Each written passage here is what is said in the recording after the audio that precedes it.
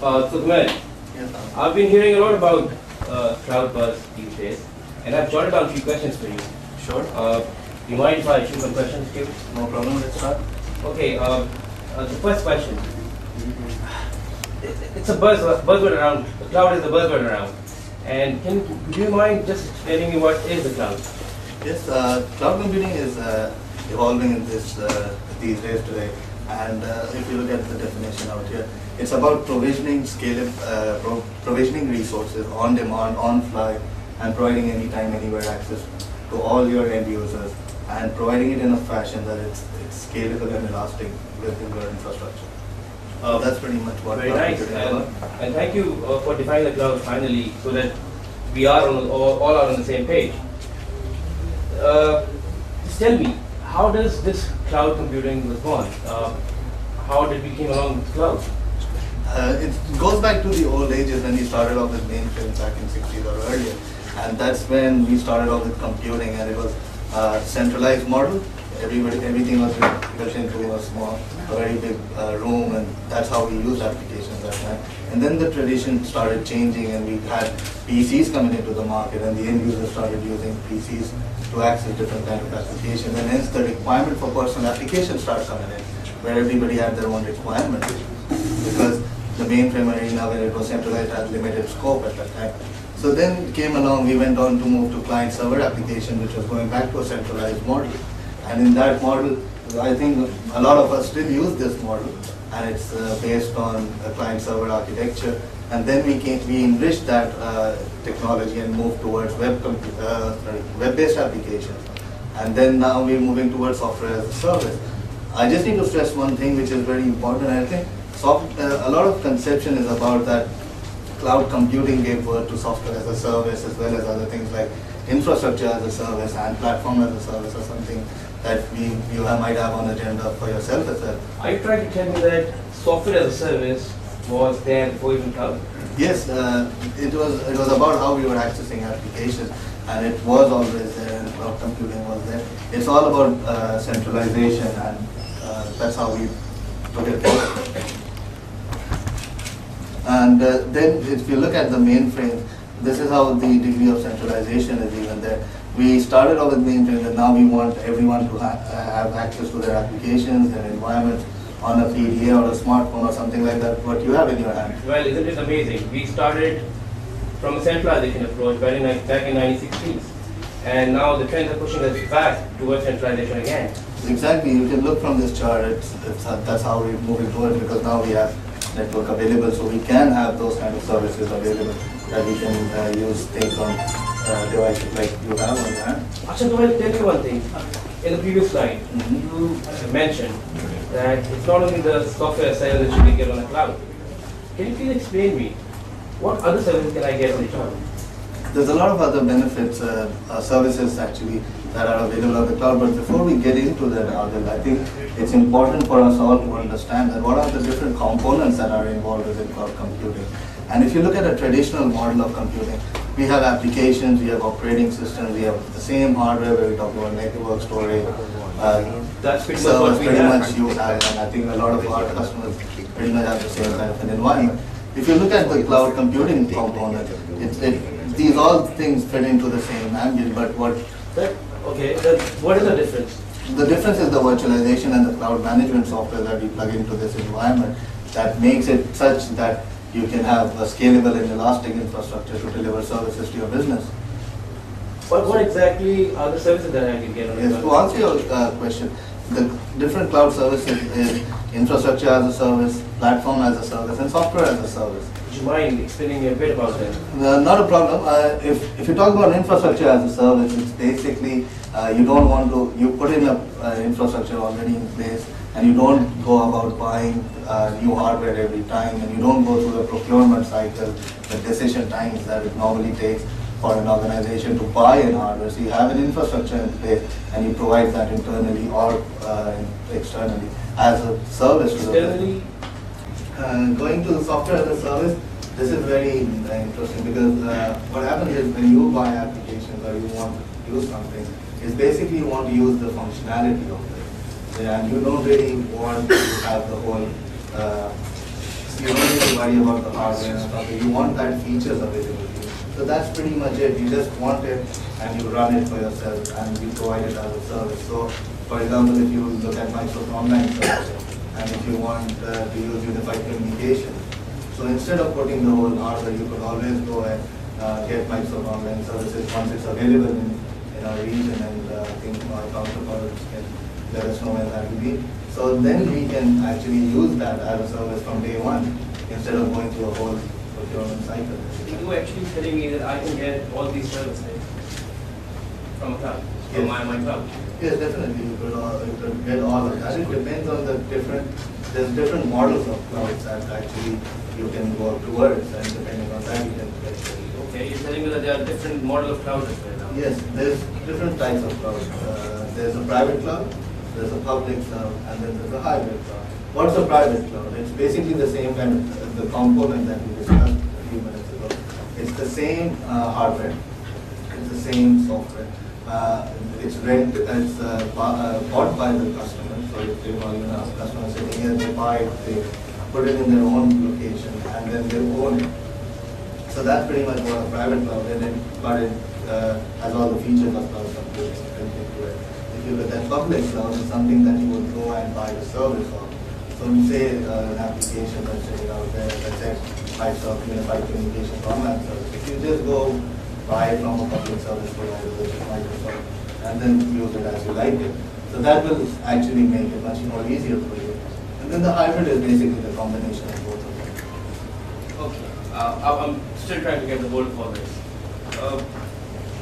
Public cloud makes a lot of sense, but I actually don't think so. By looking at the guests we have today from financial industry, I actually don't think that the core business applications can be available on public cloud. It should be amazing to see that you might be referring to the core banking application that I'll share in the case study. There's a case study of a core banking application that's being provided as a service on cloud, on a public cloud. Okay. So it's quite, I have that case study along with the press release articles that the Global Alliance of HP, Microsoft, and other core banking applications like Terminus, Mysis, and Amped of Sunrise. By any chance, do you have a soft copy for that? I do have it, and I'll pass it to him, and he can maybe go ahead.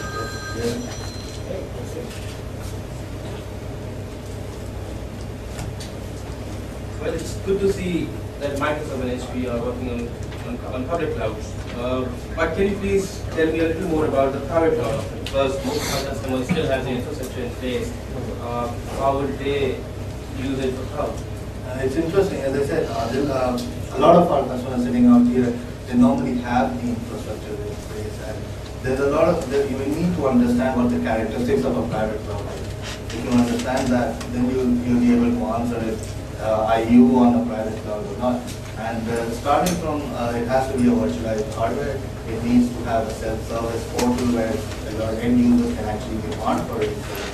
As I said, it's a fully automated mechanism.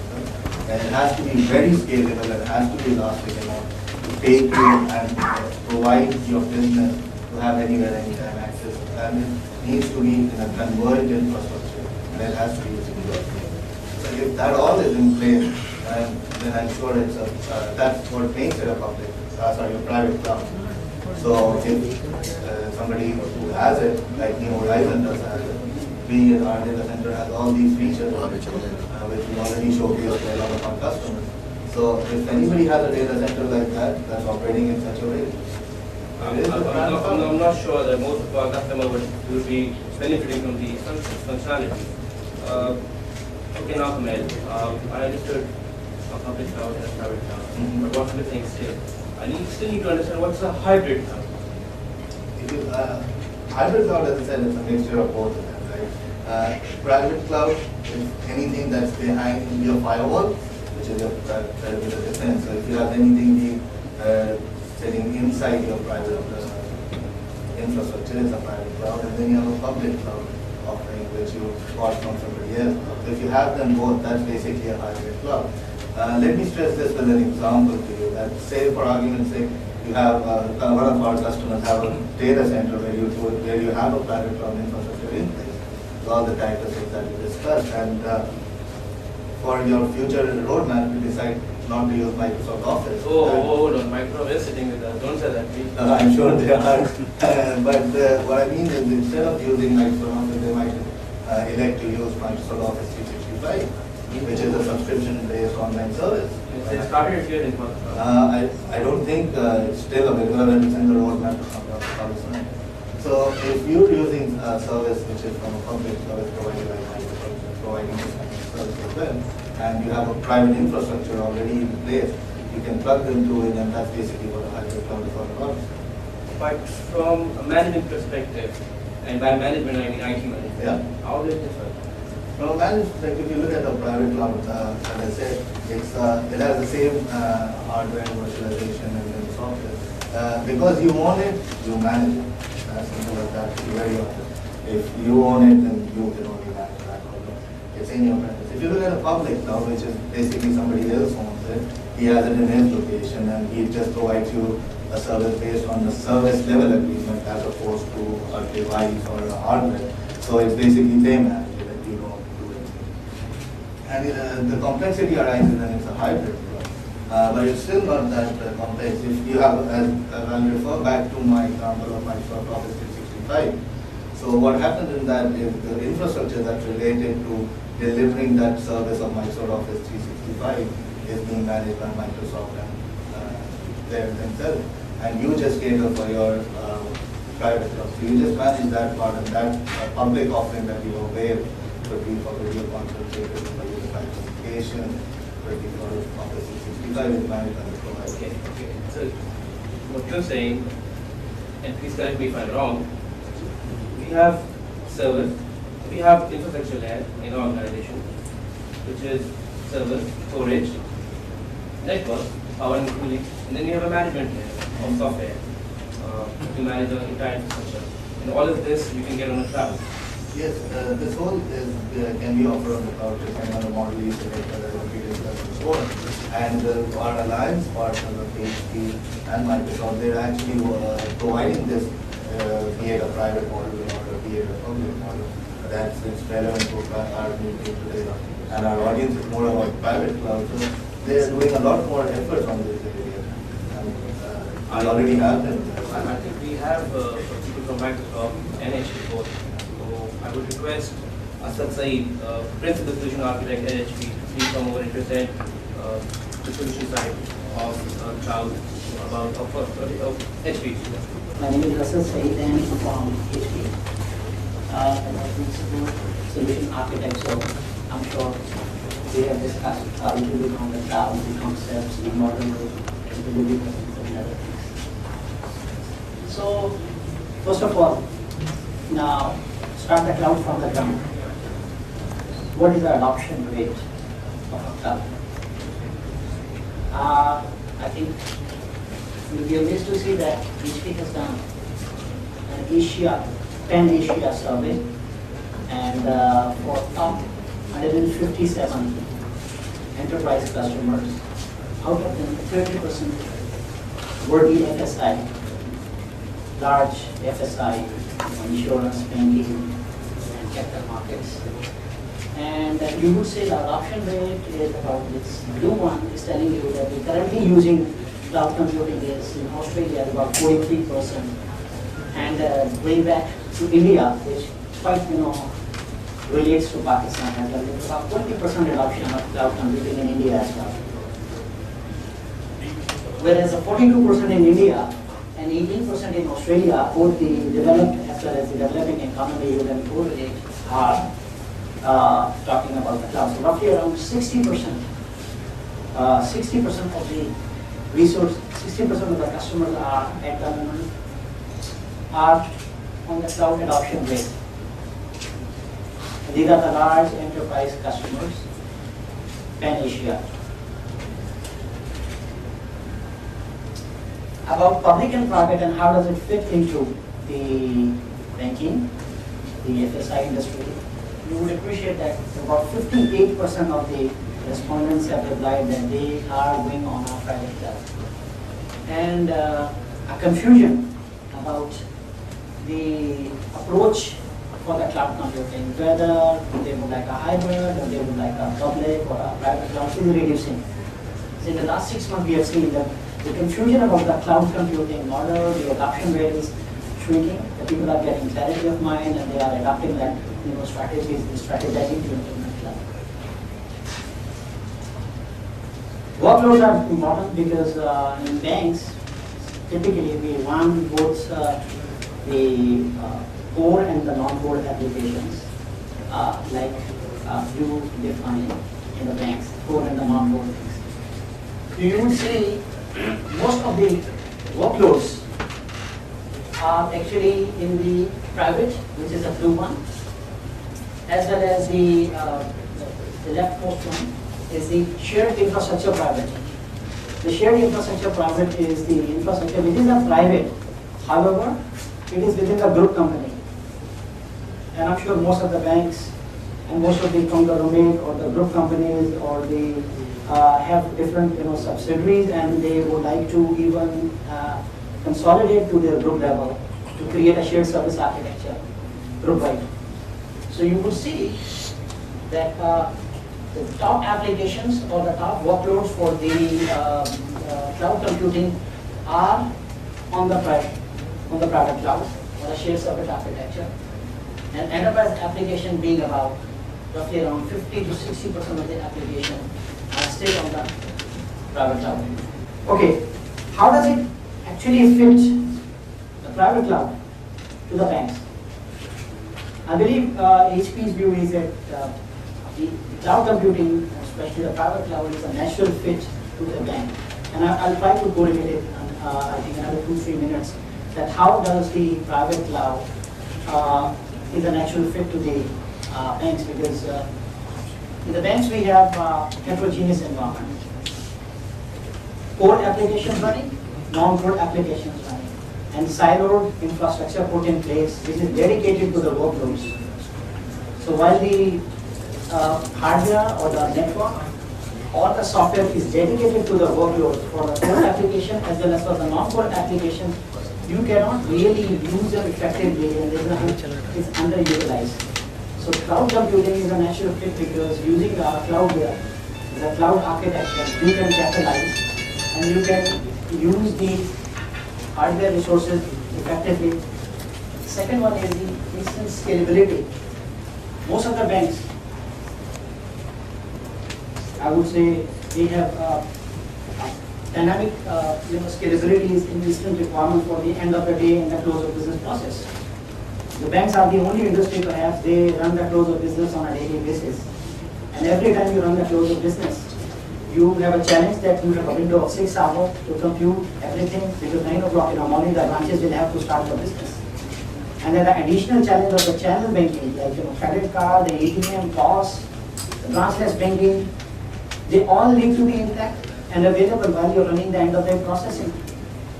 So while you, at the moment, scale up your hardware and resources to a limit which is able to do everything in a window of 6 hours, you in morning you find, and in the noon you find that you are not utilizing those resources for the OLTP.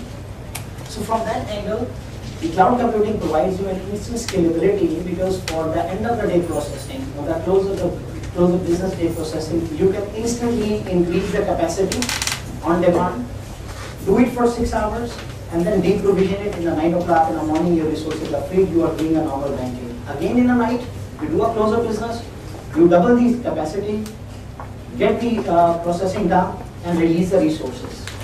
So that's what the cloud computing can do, and definitely the traditional architecture, it is quite difficult to achieve, despite that the workload management is there in the traditional Unix kind of operating environments. Okay, the third one is that the cloud is a natural fit because it provides you an optimization to your applications. Because the business applications, they are multi-tiered. And when they are multi-tiered, the web tier, the application tier, the database tier, all tiers will have to be also optimized in terms of service delivery of that particular core and non-core application. So a typical scenario, for example, the web server will be overloaded in the daytime whereas the application tier and the database will be more loaded in the night time. So you would realize that the application servers are really requiring scalability and capacity in the daytime, whereas the database is requiring the same in the night time. So how can you allocate the resources effectively? Using cloud computing, you can shift the workload from A tier to B tier or B tier to C tier effectively in a more effective way. So the work, the business processes can be, workflows can be created, the systems can be automatically monitored and elastically computed, and the loads be managed. That's why you can have an effective and optimized business application management under cloud environment. Okay, self-service, well said, well done, but it's very difficult to manage on ground. If you're running one core application, for example, core banking or say ERP or some credit card application, it's not that you'll be running only one instance of that is a production. You will have to have a development environment, pre-production environment, test environment, and maybe some other copies of the production environment. Possibly because the last night your operation team was running a close of business at the end of the day, and they realized that they had some bug. I'm sure if there is some Temenos customer, they will say COP 30.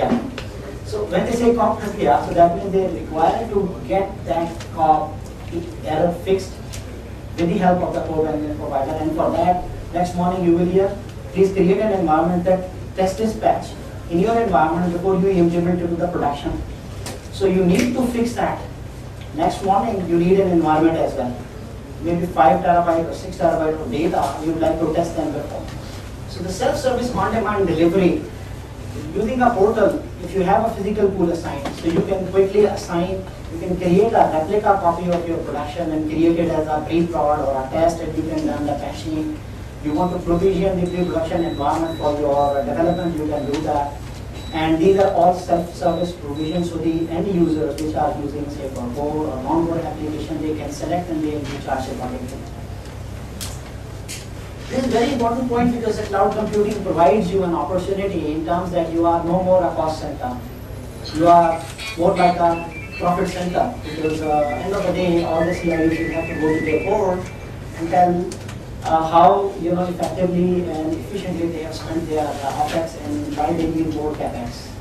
So cloud computing, where everything is charged on a multi-tenancy concept, so all of your core and non-core applications, you are internally charging it to your customers, like core banking or a core ERP system or some credit card or related application. And of course you can, there's another transfer pricing or an allocation of your cost. For example, a core banking is accessed by 500 branches. So end of the day, you have to allocate the cost of each branch, and there has to be certain allocation mechanism for chargeback. So the cloud provides you an integrated billing mechanism, so the transfer pricing and allocation is far more easy. And then you have a far more greater degree of insight and visibility into what assets you have and how they are provisioned and effectively being used. I think this is the most important one the bankers would like to discuss, is the governance and security model. Because in addition to the operations, there is a compliance is a separate function, risk management is a separate function, and IT is a separate function. So you have to have a very effective model for the cloud computing. Well, I have very limited time, but I'll be more than happy to take it offline or to discuss more this important topic on the cloud. So essentially, this is how the cloud computing, which is traditionally starting with a service catalog and then provisioning, orchestration of the resources, whether you are within your private cloud or you are using a hybrid model or you are using a mix of a public cloud. This is essentially possible, and I've shown you a relevance as to how it relates to the banks.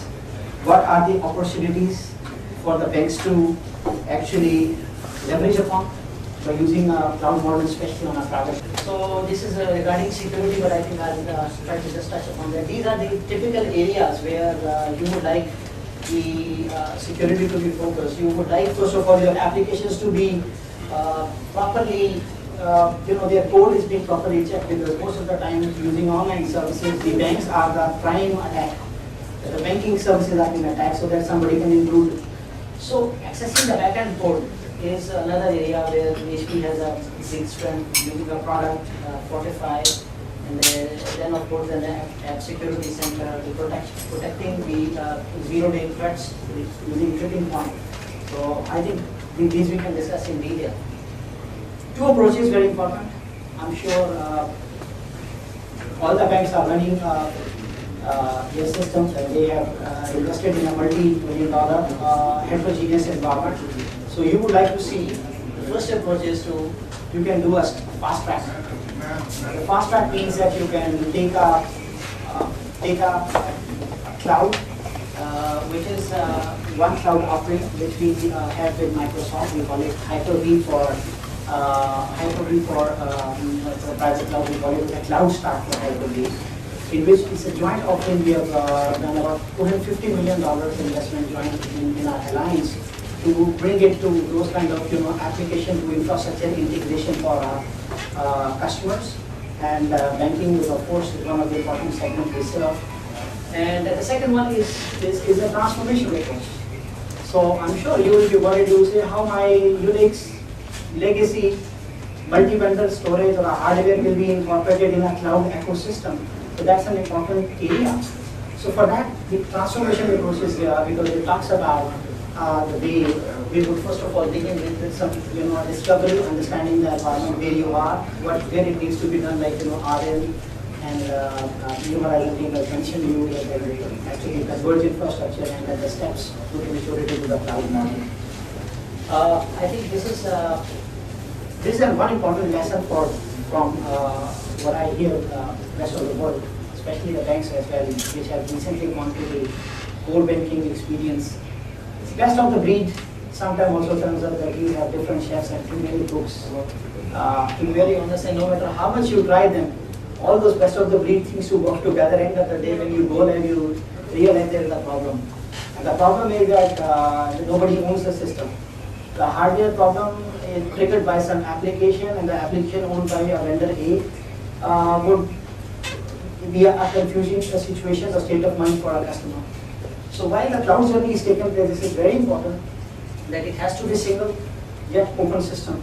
Open system means that it has to support the heterogeneity, and that's where the Microsoft and HP can bring in the value and an integration to our customers worldwide, including banking. And Pakistan is the important segment I represent here, and I'm sure Microsoft and New Horizon can help you with that. Thank you so much. I think the next step would be we can get engaged with you along with the Microsoft and New Horizon to discover as to we can run a dedicated workshops for you.